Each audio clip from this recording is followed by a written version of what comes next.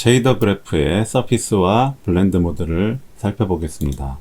먼저 재질과 쉐이더 그래프를 생성하는 부분부터 살펴보겠습니다. 예제 프로젝트의 에셋 폴더 밑에 북 이그젬플스 밑에 쉐이더 그래프 폴더 밑에 ex0 폴더가 있습니다. 이 폴더에 ex0 밑줄 add, multiply, blend의 end라는 씬을 열면은 지금 여러분들이 보고 있는 이런 씬을 볼 수가 있고요. 여기서 이 폴더에서 우클릭을 해서 create material을 합니다. 그럼 new material이 하나 만들어지겠죠. 그리고요, 또 우클릭을 해서 create 쉐이더를 하고요. 그리고 유니버설 렌더 파이프라인에 lit 혹은 unlit 쉐이더 그래프를 만들어야 되는데요.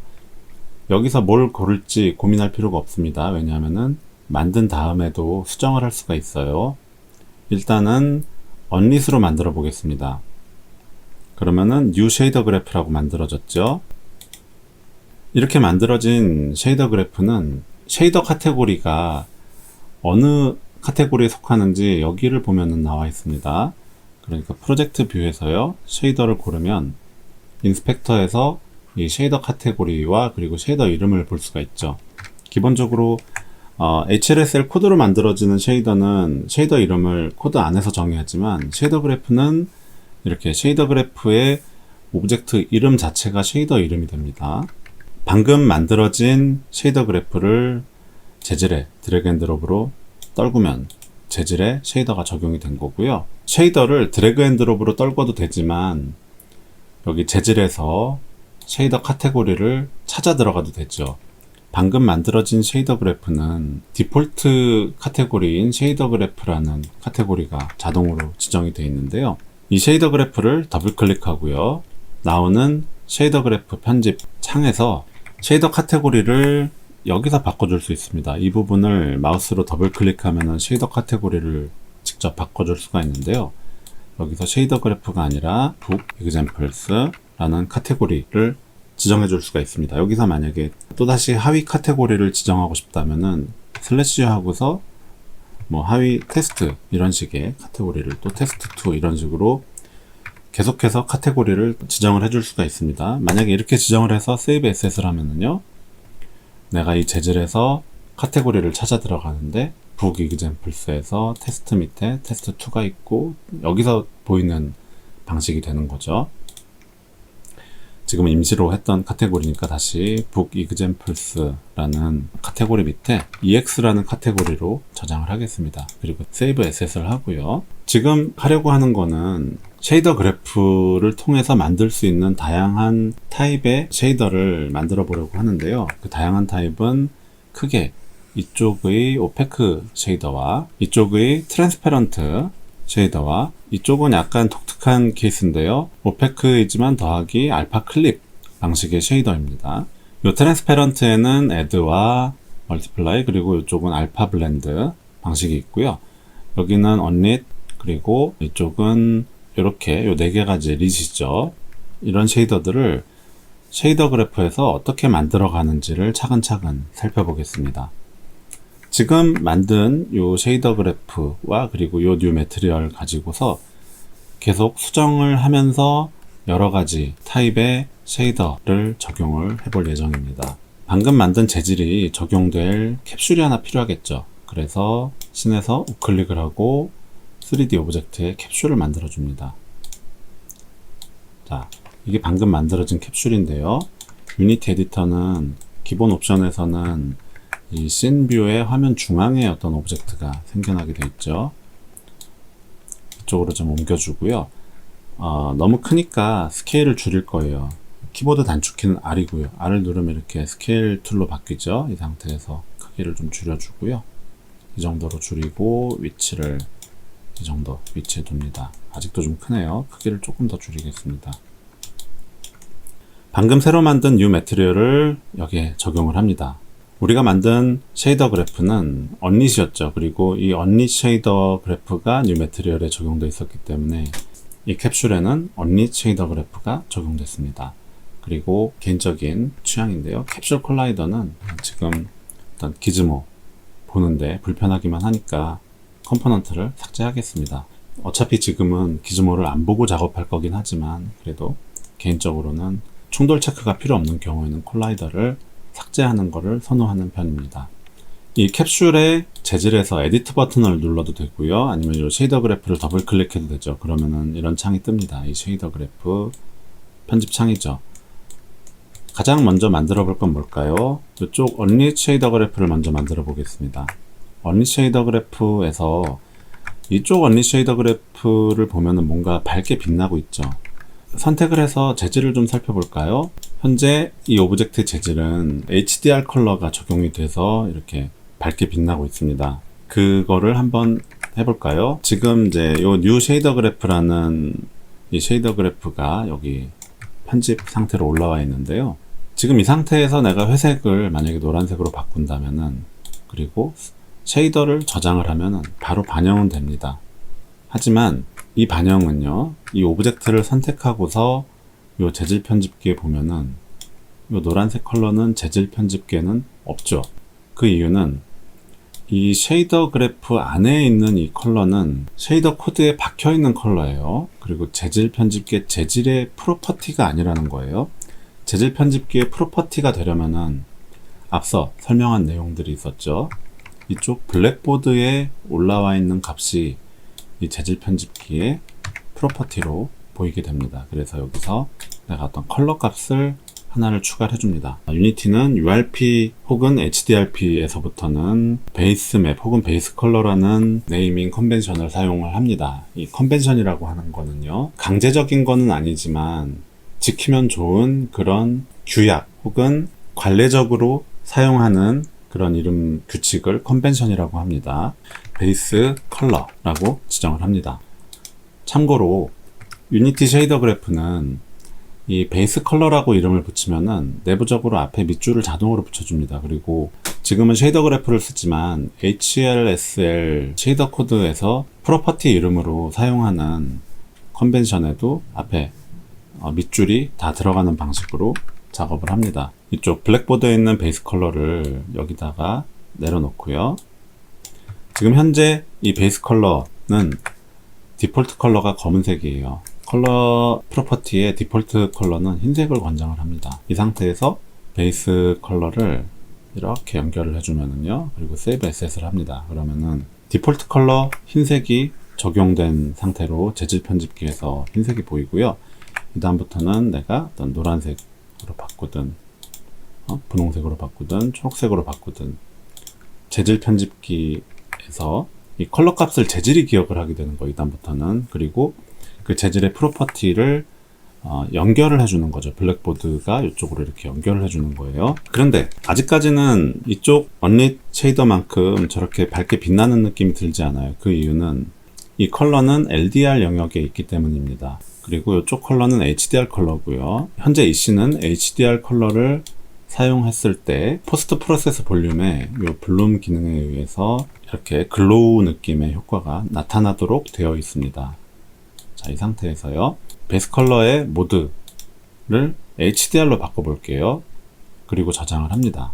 그러면은 이 재질에서 아까는 없던 여기 HDR이라는 글씨가 보이죠. 그리고 컬러 피커에서의 인터페이스도 조금 달라졌어요. HDR 컬러이기 때문에 이 인텐시티 슬라이더를 통해서 1 이상의 HDR 영역의 컬러를 지정을 해줄 수가 있게 되는 겁니다. 자, 여기까지가 언릿 쉐이더 그래프에 대한 설명이었습니다. 그러면은 이게 언릿이고요. 여기 이제 릿을 해볼게요. 여기 릿은 빛을 이렇게 받아들이고 PBR 방식의 렌더링을 해줍니다. PBR은 환경광을 제대로 적용을 해주고, 그 다음에 프레넬도 적용을 해주고, 메탈릭이냐 아니냐 이런 것들도 적용해주는 방식이 PBR이죠. 자, 지금 현재 요 쉐이더의 편집 상태인데요. 언릿을 릿으로 바꾸려면은 그래프 세팅에 가서요, 여기서 언릿으로 되어 있는 거를 릿으로 바꿔주면 됩니다. 자, 그러면은 어떤 변화가 생겼을까요? 여기 쉐이더 그래프의 마스터 스택에 아까는 베이스 컬러만 있었지만 지금 이런 것들이 추가로 생겨났죠. 이런 것들이 PBR 쉐이딩을 위해 필요한 것들입니다. 스무드니스라든가 노멀 맵, 그 다음에 이미션 맵, 앰비언트 오클루전, 그 다음에 메탈릭 맵이죠. 이 메탈릭 맵은 금속이냐 비금속이냐에 대한 값이고요. 0 아니면은 1 둘 중에 하나입니다. 그래서 보통 쉐이더에서는 슬라이더 방식으로 적용하는 경우가 많고요. 스무드니스도 굉장히 PBR에서 중요한 값이죠. 이게 0이면은 종이처럼 난반사 특성이 강해지는 거고요. 이게 1이 되면은 당구공이나 거울처럼 완전히 정반사 특성이 되는 겁니다. 그래서 결과적으로 이 스무드니스와 메탈릭 값이 어떤 식으로 조합이 되느냐에 따라서 다양한 느낌을 연출할 수 있는 게 PBR 방식이죠. 자, 이 상태에서 Save Asset을 하겠습니다. 근데 아직까지도 여전히 이렇게 밝게 빛나고 있어요. 그 이유는 지금 라이팅이 되고 있는데 베이스 컬러가 HDR 영역이 지정이 돼 있어서 그냥 지금 글로우로 빛나고 있기 때문에 그렇습니다. 그래서 이 베이스 컬러를 HDR을 먼저 좀 빼줄게요. 그래서 HDR이 아니라 디폴트로 세이브를 하고요. 그런데 아직까지는 기존 컬러 값이 그대로 살아 있어요. 새로운 컬러를 지정을 해줘야지 다시 되돌아오는 거죠. 그래서 약간 밝은 회색으로 바꿔줬습니다. 어떤가요? 빛을 제대로 받아들이고 있죠. 아까 얘기했었던 메탈릭과 스무드니스 값을 조절할 수 있는 슬라이더를 추가해 보겠습니다. 블랙보드에서요, 크리에이트 플롯을 하고요, 스무드니스 값을 만들고 이 값의 디폴트 값은 0으로 그대로 둬도 됩니다. 그리고 슬라이더 타입으로 바꿔주고요, 편집기로 올려주고 스무드니스 값에 연결을 해줍니다. 또 하나를 더 만들게요. 플로트 값을 만드는데 이거는 메탈릭입니다. 그리고 이 프로퍼티의 모드 역시 슬라이더로 바꿔줍니다. 이 상태 그대로 이쪽으로 내려서 메탈릭 쪽에 연결을 해줍니다. 그리고 세이브 에셋을 했어요. 그러면은 재질 편집기가 이렇게 바뀌었죠. 전엔 없던 이 스무드니스와 메탈릭이라는 값이 슬라이더로 나타나게 됐고요. 내가 스무드니스 값을 이렇게 올리게 되면은 주변에 반사가 정반사 특성이 점점 강해지는 것을 알 수가 있어요. 그리고 메탈릭 특성을 또 올려버리면은 이렇게 금속스럽게 반사가 되는 것을 알 수 있습니다.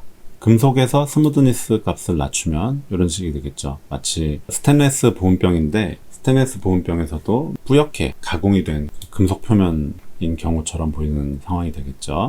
이렇게 함으로써 우리는 이쪽의 릿 쉐이더를 만들어 봤습니다. 그럼 이건 뭘까요? 이거를 선택해서 살펴보면은요, 이쪽 쉐이더 그래프를 살펴보면은 이렇게 돼 있어요. 메탈릭이 없고 스페큘러 컬러가 있죠. 그죠? 그리고 여기에 코트 마스크라는 게 또 있습니다. 저거를 만드는 방법은 이쪽 쉐이더에서 한번 만들어 보겠습니다. 유니티 URP 쉐이더는요, 이 워크플로우 모드를 메탈릭을 기본으로 하지만 아티스트가 스페큘러 컬러를 직접 지정하는 방식의 워크플로우도 지원을 합니다. 이 메탈릭 워크플로우에서는 이게 금속이냐 아니냐 둘 중에 하나만 고르는 방식이죠. 그래서 주로 0 아니면 1 값을 사용합니다. 이 경우에는요. 하지만 스페큘러 워크플로우로 바꾸면요, 좀 전에 있던 메탈릭이라는 스택이 비활성화 됐어요. 그리고 여기 스페큘러 컬러를 지정할 수 있는 상태가 됐죠. 그래서 여기서 메탈릭 값을 삭제를 하고요, 여기서 컬러를 추가하는데 스페큘러 컬러를 지정을 했습니다. 그리고 나서 이 스페큘러 컬러는 디폴트 값을 흰색으로 바꿔주고요, 블랙보드에서 편집기로 가져온 다음에 스페큘러 컬러를 지정을 했어요. 그리고 나서 저장을 합니다. 이렇게 되면은 스무드니스 값은 여전히 유효하지만 이 오브젝트는 메탈이냐 아니냐가 아니라 어떤 특정 원하는 컬러를 지정함으로써 그 컬러로 스페큘러가 반응하도록 하는 거예요. 이거는 PBR의 기본 방식에서는 좀 벗어나지만 좀 더 아티스트가 원하는 컬러를 지정하는 쪽으로 가까이 갔다라고 볼 수 있습니다. 이쪽 스페큘러 워크플로우 모드가 아니라 메탈릭이라는 워크플로우 모드에서는 스페큘러 컬러가 사라지고 다시 메탈릭이 살아났죠. 여기 메탈릭에 연결하는 게 플로트가 아니라 텍스처를 여기다 연결했다고 가정을 합시다. 그렇게 되면은 이 텍스처의 R 채널 값 하나를 메탈릭에다가 사용하는 것이 기본적으로 유니티 릿 쉐이더의 컨벤션이에요. R 채널을 꼭 써야 되는 게 강제는 아니에요. 하지만 디폴트 릿 쉐이더에서 메탈릭 텍스처를 사용할 경우에 이 R 채널이 메탈릭 정보로 사용이 되기 때문에 관례적으로 여기서도 만약에 스무드니스 컨트롤을 어떤 플로트 값이 아니라 텍스처에 의해서 메탈릭을 제어할 때는 R 채널을 사용하기를 권장을 합니다. 자, 그러면 다시 지금 스페큘러 워크플로우 모드에서 메탈릭 워크플로우 모드로 바뀌었고요. 스페큘러 컬러는 더 이상 사라졌고 다시 메탈릭이라는 값이 필요해졌죠. 메탈릭이라는 값을 슬라이더로 연결을 해줍니다. 그리고 세이브 SS를 하면은 다시 이렇게 된 상태고요. 여기 그래프 세팅에 보면은 클리어 코트라는 옵션이 있어요. 여기 있는 이 쉐이더들은 다 클리어 코트가 지금 켜진 채로 만들어진 쉐이더들이에요. 클리어 코트가 뭐냐면은 모든 자동차는 생산하는 과정의 페인트 위에 보호막처럼 투명한 유리막을 애초에 생산 과정에서 만들어져서 나옵니다. 그게 클리어 코트예요. 그 클리어 코트 기능을 해주는 게 이 옵션입니다. 주로 이제 자동차 쉐이딩 할 때 여기 나겠죠. 그래서 클리어 코트를 딱 클릭하는 순간 여기 클리어 코트 관련된 스택이 추가될 거예요. 클리어 코트를 하면은 어느 영역이 클리어 코트인지 혹은 클리어 코트가 어느 정도인지 제어하는 값이 있고요. 그 코트가 얼만큼 스무드한지 제어하는 값들이 추가가 됩니다. 여기서 마찬가지로 코트 마스크라는 플로트 값을 하나 만들고요. 이거를 슬라이더로 지정한 다음에 내려줘서 코트 마스크에다가 연결을 하고 세이브 SS를 합니다. 그러면은 요 뉴 쉐이더 그래프라는 새로 만든 캡슐의 쉐이더는 클리어 코트 기능이 작동을 하면서 이 클리어 코트가 있고 없고의 쉐이더 차이를 이렇게 확인을 할 수가 있는 거예요. 지금 이제 베이스 컬러가 좀 약간 만약에 빨간색으로 좀 어두워졌다 라고 하면은 이 클리어 코트가 있을 때와 없을 때 차이를 좀 더 명확하게 구분을 할 수가 있는 거죠. 다시 밝은색으로 좀 바꿔주고요. 자, 그러면 지금까지 살펴본 거는 이렇게 세 가지 경우를 살펴봤습니다. 이 다음에는 이쪽을 좀 살펴볼게요. 이쪽은 오른쪽에서 텍스처를 더한 거기 때문에 간단히 좀 살펴보겠습니다. 이 상태에서 텍스처만 좀 더해 볼게요. 이 베이스 컬러를 텍스처로 대체를 하는 거예요. 그렇게 되면 어떻게 될까요? 베이스 컬러가 필요 없어지겠죠. 그리고 베이스 컬러도 지우고요. 그리고 여기다가 이 빈 공간에서 스페이스바를 딱 누르면은요, 검색 기능으로 샘플 텍스처 2D라는 게 있어요. 이건 뭐냐면은 뭔가 텍스처를 샘플링해서 얻어온다라는 뜻이에요. 샘플링해서 얻어오면 어떻게 될까요? 쉐이더에서 그 텍스처의 색을 사용할 수 있게 되는 거죠. 그런데 아까 이런 플로트 값과 마찬가지로 샘플 텍스처 2D에서 사용하는 이 텍스처가 아직은 블랙보드에는 없죠. 그렇기 때문에 이 재질 편집기는 아직 올라가 있지는 않은 상황이에요. 이 상태에서 이 텍스처를 강제로 예를 들어서 가라는 이런 텍스처로 지정을 해 보겠습니다. 그러면 어떻게 될까요? 현재 상태는 재질 편집기에서 어떤 텍스처를 고를 수는 없지만 강제로 그냥 텍스처가 고정되어 버린 거예요. 그리고 이 RGB를 컬러에다 넣어 보겠습니다. 그러면 어떤 일이 벌어질까요? 세이브 SS를 하면 이 텍스처가 지금 여기서 보이고 있는 상태예요. 그리고 재질 편집기에 텍스처가 보이긴 보이지만 이 텍스처를 바꿀 수는 없는 상태인 거예요. 이 텍스처를 바꾸려면 어떻게 해야 될까요? 여기 뉴 쉐이더 그래프에서 크리에이트하고 텍스처 2D를 해서 베이스 맵이라는 이름으로 블랙보드에 텍스처 2D를 만들어 줍니다. 저 베이스 맵이라는 이름도 컨벤션이에요. 이것도 관례적으로 베이스 맵이라는 이름을 사용을 해야 됩니다. 이 베이스 맵을 여기다 떨궈서 연결을 해주면 되는 거예요. 그리고 세이브 SS를 하면은 이렇게 보이는 거고요. 이제는 재질에서 내가 텍스처를 여기서 고를 수가 있는 상황이 됩니다. 그리고 베이스 맵이 가장 먼저 보이고 싶다면 순서를 바꿔주고 세이브를 하면은 이렇게 순서가 지금 바뀌게 된 거죠. 자, 그런데 분명히 재질에서는 텍스처가 지정이 됐지만 쉐이더 그래프에서는 텍스처가 안 보여요. 그러면은 쉐이더 그래프에서도 뭔가 나는 텍스처를 보면서 작업하고 싶다. 그러면 어떻게 해야 될까요? 이 베이스 맵에 디폴트 값에다가 해당 텍스처를 적용해 주면 됩니다. 요 가 테스트라는 텍스처를 여기 디폴트 값에 적용을 하면은 이 쉐이더 그래프에서 기본적으로 보이는 이 프리뷰 창에 내가 원하는 텍스처를 보면서 작업을 할 수가 있게 되는 거예요. 그리고 세이브를 합니다. 그동안에 유니티 기본 재질을 사용하면서 어떤 텍스처 옆에는 항상 있었던 게 있죠. 타일링과 옵셋이라는 값이 여기는 지금 없죠. 그 타일링과 옵셋을 하려면 여기 UV 정보에다가 추가로 어떤 가공을 더 해줘야 되는데 그거는 요 영상에서는 설명하지 않겠습니다. 너무 길어지는 내용이기 때문에 그 부분은 좀 설명하지 않겠습니다. 자, 여기까지 하면은 우리는 지금 이걸 만든 거예요. 요 쉐이더를 만든 거예요. 이거는 릿 방식이고요. 클리어 코트도 있는 기능인 거죠. 그래서 요 캡슐을 선택하고 내가 스무드니스를 얼마나 표면이 평활도라고 하죠. 유니티 매뉴얼은 평활도라고 되어 있는데 얼마나 표면이 거칠은지 거칠지 않은지를 스무드니스로 조절할 수가 있고요. 언리얼에서는 이게 러프니스 값이죠. 정반대 값이에요. 금속이냐 비금속이냐를 제어할 수도 있고요. 이 금속이냐 비금속이냐 값은 0이냐 1 둘 중에 하나만 사용하기를 권장합니다. 그리고 코트 마스크, 클리어 코트가 있냐 없냐도 조절할 수 있게 된 거예요. 이쪽 스페큘러 워크플로우는 좀 생략을 하고요. 언릿을 좀 만들어 보도록 하겠습니다. 언릿인데 텍스처가 지정된 건 어떻게 만들 것인가 하는 거고요. 굉장히 쉬워요.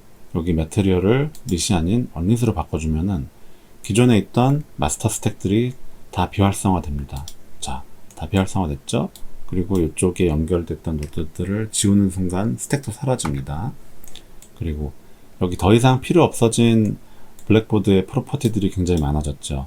그럼 베이스 맵은 지금 현재 사용 중이고 스무드니스 필요 없어졌고요. 메탈릭 필요 없어졌고 코트 마스크도 필요 없어졌죠.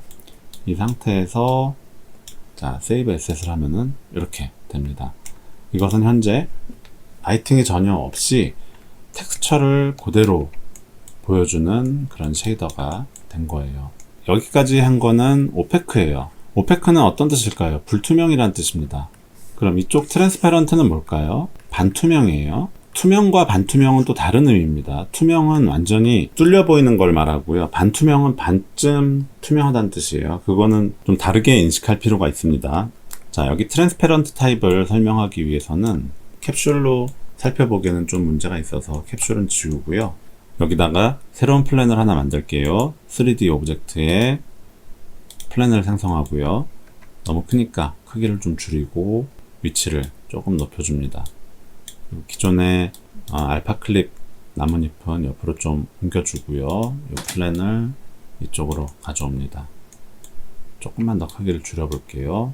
아까 했던 것처럼 이 플랜에서 콜라이더는 삭제를 하겠습니다. 삭제를 해도 되고 안 해도 돼요. 자, 이 상태에서 아까 편집하던 재질을 여기다 적용을 합니다. 아직까지는 이 가라는 텍스처는 오페크의 언릿이에요. 이거를 위에 보이는 것처럼 add 혹은 multiply 혹은 알파 블렌드 같은 트랜스페런트 방식으로 설정하려면 그래프 세팅에서 오페크를 트랜스페런트로 바꿔주면 됩니다. 이 트랜스페런트로 바꾸고 저장을 하면 어떻게 될까요? 당장은 아무런 변화도 없어요. 왜냐면은 이 트랜스페런트에서 디폴트 값으로 되어 있는 블렌드 방식은 요 알파 방식이에요. 알파 방식인데 이 알파 방식에서는 얼마나 투명한가 하는 제어가 요 알파 스택에서 제어를 하거든요. 내가 만약에 요 값을 0.5로 하고 쉐이더를 저장하면은 이렇게 강제로 그 0.5 정도로 반투명하게 될 거예요.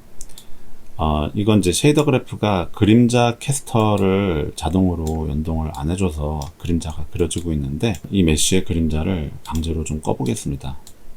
강제로 끄고요. 이 상태에서 설명을 할게요. 지금 여기 0.5라고 되어 있는 저 반투명한 값은 쉐이더 코드에 0.5라는 숫자가 코드에 박혀 있는 숫자가 되는 거예요. 그럼 블랙보드에다가 플로트 값을 넣어서 알파라는 플로트 값을 넣어줄 수 있겠죠. 그리고 슬라이더로 바꾸고 알파 값을 여기다 내려놓고요. 여기 알파 값을 연결을 해주고 세이브를 하면은 사라지죠. 왜 사라졌을까요? 이 알파 값의 디폴트가 0이었죠. 그래서 지금 알파가 0인 건데 이렇게 슬라이더를 조절함에 의해서 반투명한 상태를 제어할 수가 있게 되는 거예요. 하지만 보통 이렇게 반투명한 정도를 슬라이더로 조정하는 경우는 그렇게 많지 않죠. 보통은 반투명한 기준이 텍스처에 의해서 제어되는 경우가 많아요. 가 텍스처가 사실은 방금 사용했던 가 텍스처는 알파 채널이 현재 없습니다. 하지만 그 옆에 있는 가테스타 알파라는 텍스처는 알파 채널이 있는 텍스처예요. 이거는 이제 알파 채널 내용을 보면은 중간 부위가 까맣죠. 이거는 여기가 가운데로 갈수록 투명하고 바깥으로 가면서 불투명한 알파 채널입니다. 가운데가 0이고요. 바깥쪽이 1인 그런 알파 채널 값인 거예요. 그래서 요 텍스처를 지정을 해주고 나서 요 A 채널을 여기다 연결해주면 되는 거거든요. 그 작업을 지금 해보겠습니다. 지금 이 오브젝트의 텍스처를 먼저 알파 채널이 있는 텍스처로 교체를 할게요. 지금 방금 교체됐고요. 이 상태에서 나는 A 채널을 여기다가 적용할래 라고 하고, 그러면은 얘가 필요 없죠. 알파라는 플로트 값이요. 그리고 나서 save asset을 하면 어떻게 될까요? 이 텍스처가 가지고 있는 가운데 알파 정보를 그대로 반영하게 된 거예요. 이거를 이제 움직여 보면 이런 식으로 보이게 되는 거죠. 가운데가 구멍이 뚫려 보이는 걸 알 수 있죠. 만약에 여기서 아까처럼 알파라는 플로트 값을 여기다가 이제 연계해서 사용하는 것도 가능합니다. 이 플로트 값을 슬라이더로 해주고요. 플로트 값이 올라가 있는데 A 정보와 이건 텍스처 정보죠. 그 다음에 이 알파 값을 이렇게 곱해서 여기다 넘겨줄 수가 있거든요. 그렇게 하려면 어떻게 될까요? 멀티플라이라는 곱셈 노드가 필요하죠. 스페이스바를 딱 누르고 멀티플라이라는 노드를 더블 클릭으로 불러옵니다. 지금 편의상 이 프리뷰 창을 좀 숨겨 볼게요. 프리뷰 창을 숨기고 그냥 곱해진다 라고만 알고 있으면 돼요. 그래서 요 이제 텍스처의 알파 정보와 블랙보드에 있는 알파 값을 두 개의 입력 값으로 해서 이 출력 정보가 이쪽에 알파 정보로 사용이 된다라고 이렇게 넣어버리면은요, 이렇게 되는 거죠. 기존의 알파 정보도 사용을 하면서 전반적으로 또 페이드아웃도 가능해지는 거예요. 이쪽의 수식을 어떻게 하느냐에 따라서 가운데를 메꿨다가 뚫었다가 하는 그런 식의 작동하는 것도 가능합니다. 지금은 깊이 들어가진 않겠어요. 이렇게 다시 저장을 하고요. 지금 본 게 이쪽 알파 블렌드예요. 알파 블렌드를 오브젝트를 선택해서 살펴보면은요, 좀 작동 방식이 다릅니다. 어떻게 되어 있을까요? 컬러가 있고 그 컬러가 어떤 식으로 구멍이 뚫려 보이는지 알파 정보를 제어하는 텍스처가 따로 있어요. 이 방식도 이펙트에서는 자주 사용하는 방식입니다. 이 평면에 이 방식을 적용하려면 어떻게 될까요? 지금 사용하는 텍스처를 먼저 이 몽실몽실한 구름 텍스처로 좀 바꿔보겠습니다.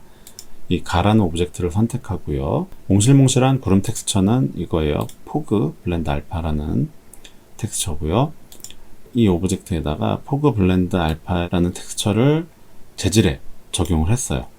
자, 그러면은 지금 재질에서는 바뀐 게 보이지만 쉐이더 그래프에서는 변화가 없어 보이죠. 왜냐? 쉐이더 그래프는 재질의 텍스처를 반영하는 곳이 아니에요. 그리고 쉐이더 그래프에서 지금 프리뷰 창에서 보이는 이 텍스처는 이 텍스처의 디폴트 값에 지정된 텍스처가 보이는 겁니다. 그렇기 때문에 여기에 가를 지정을 하든 가로 그라데이션을 넣든 어떤 다른 텍스처를 넣든 쉐이더 그래프는 이 재질과는 무관하게 작동을 하는 겁니다. 지금 설명의 편의를 위해서 이 쉐이더 그래프의 디폴트 값도 이 몽실몽실한 먼지 텍스처로 교체를 해보겠습니다. 다시 얘기하지만 이 쉐이더 그래프의 디폴트 값은 재질의 텍스처와는 다른 값인 거예요. 자, 이 상태에서 세이브 에셋을 하고요. 이 텍스처의 A 값은 없어요. 다 1이에요. 왜냐면은 이 텍스처는 알파 채널이 없는 텍스처이기 때문에 그래요.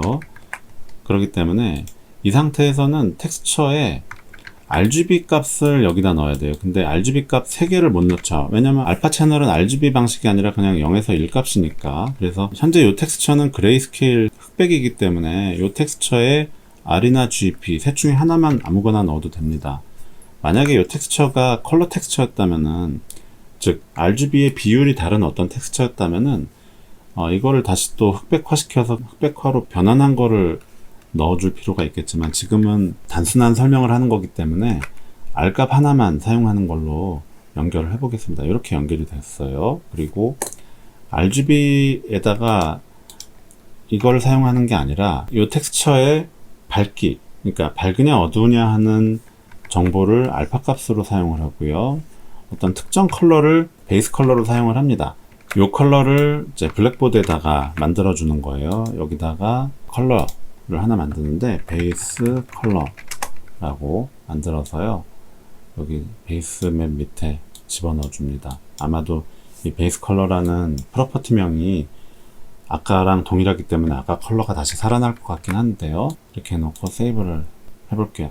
베이스 컬러가 회색인 채로 나왔고요. 이 상태가 되면은 만약에 빨강이면 빨강, 파랑이면 파랑, 내가 지정한 색이 이 텍스처의 농도만큼 투명해 보이는 거예요. 이 방식이 이제 알파 블렌드 방식입니다. 알파 블렌드 방식은 텍스처 자체의 알파 정보를 사용할 수도 있고요. 아니면은 지금처럼 텍스처의 RGB 정보를 알파 정보로 사용할 수도 있고, 그거는 사용자 마음대로 할 수가 있는 거예요. 자, 이렇게 만들어진 알파 블렌드는 여기 알파 값이 이 부분은 다 1이죠. 그 다음에 여기는 0이죠. 이 1인 부분은 아무리 많이 겹쳐도 계속 1이에요. 알파 블렌드는 이 플랜을 한 자리에서 계속 중첩시킬 경우 반쯤 투명했던 부분은 점점 더 진해질 수 있겠지만, 애초에 원래부터 완전히 불투명했던 부분은 더 이상 뭐 밝아지거나 어두워지거나 색깔의 변화는 발생하지 않습니다. 이 방식이 알파 블렌드예요. 하지만 애드와 멀티플라이는 좀 다릅니다. 이 색이 점점 더해지는 게 애드 방식이고, 멀티플라이는 색을 점점 곱해서 점점 어두워지는 게 멀티플라이 방식이에요. 그렇기 때문에 이 애드 방식의 쉐이더에서는 같은 자리에서 이 플랜을 계속 복제하면은 색이 복제하는 만큼 더해져서 지금 이 색이 HDR 영역까지 더해져서 그 컬러 값이 점점 높아진 거고요. 그래서 지금 블룸의 영향을 받아서 글로우까지 효과가 만들어진 상태가 된 겁니다. 마찬가지로 멀티플라이도 원래는 좀 반쯤 투명했던 이런 부분들도 이거 멀티플라이를 계속 곱할수록 한없이 어두워지는 게 멀티플라이예요. 멀티플라이는 이펙트 작업에서 애드 방식의 어떤 이펙트의 밑바닥에 좀 안정적으로 깔아주는 역할들로 많이 사용하는 효과이기도 합니다. 물론 그렇게 밑바닥에 깔아주는 방식은 멀티플라이 말고 블렌드 방식으로 깔아주는 경우도 많이 있긴 합니다. 하지만 블렌드 방식은 소팅 이슈도 있고 해서 멀티플라이가 좀 더 안정적인 면이 있죠. 소팅 이슈에 대해서는 나중에 설명할 예정입니다. 자, 지금까지 본 게 이 블렌드인데요. 아까 얼핏 설명하면서 이 프로퍼티명이 같아서 아까 사용했던 색깔이 다시 되살아날 것이다 라고 얘기했던 적이 있죠. 그 말이 무슨 말이냐면은, 프로퍼티 이름이라는 건 쉐이더가 가지고 있는 고유의 일종의 변수 같은 거거든요. 그런데 그렇게 해서 만들어진 이런 어떤 노란색 컬러라든가 아니면 이런 알파의 값이라든가 이런 프로퍼티 값들을 재질도 기억을 합니다. 그리고 그 재질은 여태까지 자신을 거쳐갔던 모든 프로퍼티가 다 기록이 돼요. 그게 어디에 기록이 되느냐? 기본적으로는 안 보이는데 인스펙터의 디버그 모드로 바꿔보면은 이 재질이 여기에 saved property라는 게 있습니다. 저장된 프로퍼티들이 있어서 현재 쉐이더가 사용하지 않는 프로퍼티들도 재질은 다 기억을 해요. 그래서 지금 보면 여기 컬러가 기억이 되는 거죠. 쉐이더를 바꿨다가 다시 원래 쉐이더로 되돌렸는데 전에 사용을 했던 값이 다시 살아나는 거는 그 재질이 프로퍼티 이름과 프로퍼티 값을 기억하고 있기 때문에 이런 일이 벌어지는 거예요. 이거는 참고 삼아 알고 있으면 되는 거고요. 자, 그럼 이제 애드 쉐이더를 좀 만들어 보겠습니다. 애드 쉐이더용 텍스처를 좀 잠깐 사용을 해 보겠습니다. 애드 쉐이더용 텍스처를 이쪽 재질에다가 지정을 해주고요. 그 다음에 쉐이더 프리뷰에도 동일한 텍스처를 넣어볼게요. 사실 이 쉐이더 프리뷰에는 어떤 동그란 그라데이션이나 아니면 가로 그라데이션 같은 걸 많이 사용을 합니다. 컬러가 어떤 식으로 변하는지를 보기 위한 거죠. 지금처럼 어떤 특정 무늬를 가지고 사용하는 경우는 그렇게 많지 않아요. 없진 않지만. 자, 이 상태에서 세이브를 하고요. 이게 이제 애드 방식으로 블렌드가 되기 위해서는 그래프 세팅에서 알파를 에디티브로 바꿔줍니다. 그리고 세이브를 할게요. 자, 이 상태까지는 애드는 애드예요. 애드는 애드지만 여기 이제 알파가 적용되는 방식으로 애드가 되는 거예요. 보통 애드라고 하는 쉐이더는 지금처럼 알파를 잘 사용을 안 합니다. 알파는 보통 쉐이더에서 이제 블렌드 모드라는 걸 나중에 여러분들이 배울 텐데요. 쉐이더 랩에서 여러분들이 코드로 쉐이더를 짜다 보면은 직접 블렌드 모드를 1에 1 아니면 이제 소스 알파 뭐 이런 식으로 지정을 나중에 하게 됩니다. 거기서 애디티브를 프리 멀티플라이드 방식으로 할 거냐 아니면 단순히 1에 1으로 할 거냐에 따라서 저 알파 정보를 사용하기도 하고 안 하기도 합니다. 일반적으로는 이 알파 정보를 사용 안 해요. 그래서 그냥 그 애디티브 쉐이더에서는 그냥 이걸 1로 둔다라고 그냥 알고 있어도 됩니다.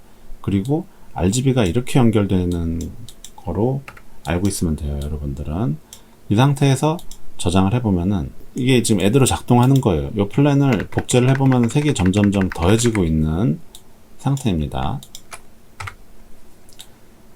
자, 그러면은 지금 이쪽 검은색은 왜 안 보입니까? 라고 의아해할 수 있겠어요. 왜냐면은 애드라는 거는 더하기죠. 더하기.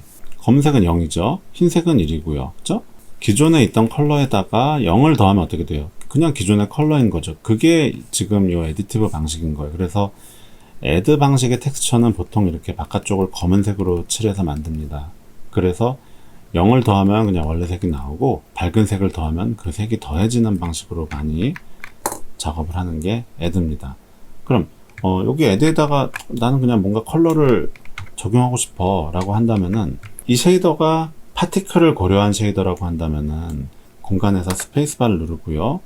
여기 인풋에 지오메트리가 있죠. 여기 지오메트리 중에 버텍스 컬러가 있어요. 버텍스 컬러를 이렇게 줄을 곱해서 여기다가 집어넣어 주면은 파티클 시스템에서 지정한 컬러가 여기 3개 반영이 되는 식으로 애드가 됩니다. 그거는 지금 거기까지는 깊이 설명을 안 할게요. 하지만 그냥 나는 지금 파티클까지는 고려하지 않고 여기 있는 베이스 컬러를 곱하고 싶어 하면은 베이스 컬러를 여기서 그냥 한번 곱해 볼게요. 베이스 컬러가 있고 스페이스바를 눌러서 멀티플라이를 노드를 꺼내도 되지만 드래그해서 허공에서 딱 손을 놓으면은 여기서 이제 현재 상태에서 이어질 수 있는 것들 위주로 보여줍니다. 여기서 멀티플라이 잘못했네요. 베이스 맵이 아니라 베이스 컬러를 떨궜어야 되는데요. 자, 여기서 허공에서 멀티플라이 노드를 만들어낼 수도 있지만 여기 베이스 컬러에서 드래그해서 허공에서 손을 놔버리면 여기서 이어질 수 있는 노드들이 또 나옵니다. 여기서 멀티플라이를 해도 되는 거예요. 근데 뭔가 다르죠. 지금 베이스 컬러 노드가 A로 이어질 거냐 B로 이어질 거냐 하는 거예요. 곱하기 노드는 입력이 A가 있고 B가 있거든요. 그래서 나는 A 위쪽에는 A로 이어줄래 라고 하면 이렇게 A로 자동으로 이어진 채로 옵니다. 그리고 멀티플라이 노드의 프리뷰 창을 잠깐 좀 숨겨 보겠습니다. 그리고 나서 이 RGB가 B로 입력이 되고요. 곱한 결과를 베이스 컬러에다가 넣어주게 되면, 그리고 저장을 하면 어떻게 될까요? 내가 여기서 곱해준 컬러가 저기 반영이 되는 거죠. 자, 여기서 아까 어떤 걸 했었죠?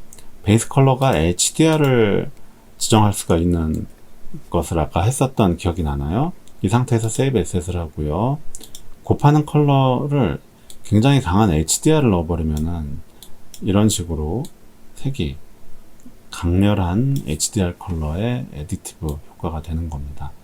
지금 HDR 컬러를 적용을 했을 때 글로우 느낌이 나는 거는 다시 말하지만 여기 포스트 프로세스 볼륨이 씬 전체에 적용이 되어 있기 때문에 저런 결과를 만들고 있는 겁니다. 그래서 이 베이스 컬러를 다시 HDR이 아닌 디폴트로 바꿔주고요.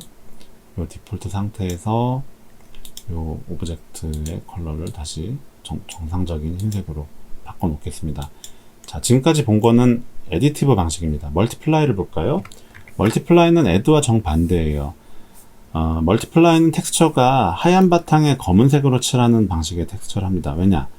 곱하기는 1을 곱해야 원래 색이 나오거든요. 멀티플라이 용도로 사용했던 텍스처를 살펴보면은 이 텍스처입니다. 이 텍스처가 보면은 바깥쪽이 하얀색 1로 되어 있고요. 멀티플라이로 결과적으로 보여야 할 부분이 1보다 어두운 값으로 칠해져 있는 게 멀티플라이 방식의 텍스처예요. 물론 그 애드 방식의 텍스처를 멀티플라이에 사용하기 위해서 이쪽 노드를 좀 응용을 해서 애드 텍스처가 반전돼서 멀티플라이에 사용하도록 하는 경우도 없진 않습니다. 하지만 지금은 약간 좀 기본적인 걸 설명하는 상황이라서 원래 멀티플라이는 이런 식으로 한다라는 거를 알고 있으면 되는 거예요.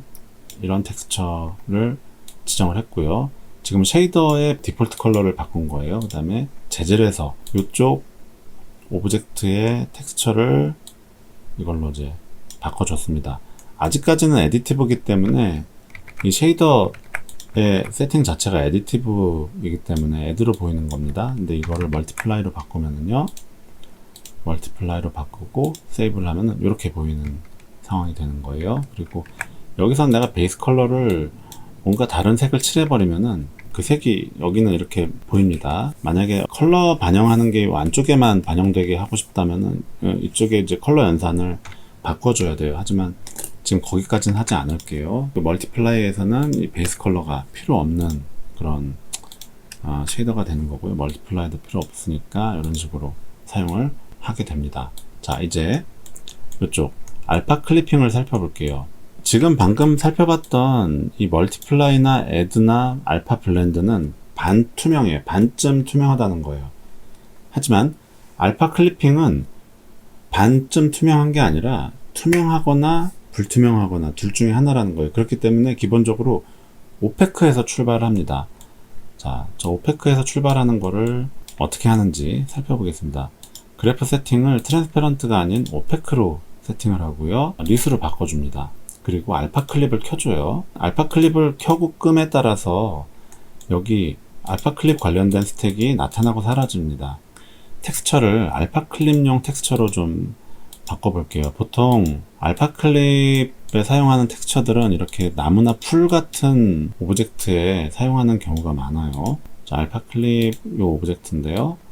요 오브젝트에 사용된 텍스처는 이거죠. 이 텍스처를 이 오브젝트에 이 텍스처를 여기다 이렇게 지정을 했습니다. 세이브 에셋을 하면 어떻게 될까요? 아직까지는 이 텍스처가 그대로 보여요. 알파 정보가 지금 1이기 때문에 그래요. 이 텍스처를 디폴트 텍스처로 좀 여기다 쉐이더에 반영을 해야 좀 덜 헷갈릴 것 같으니까 디폴트 텍스처도 바꿔놨습니다.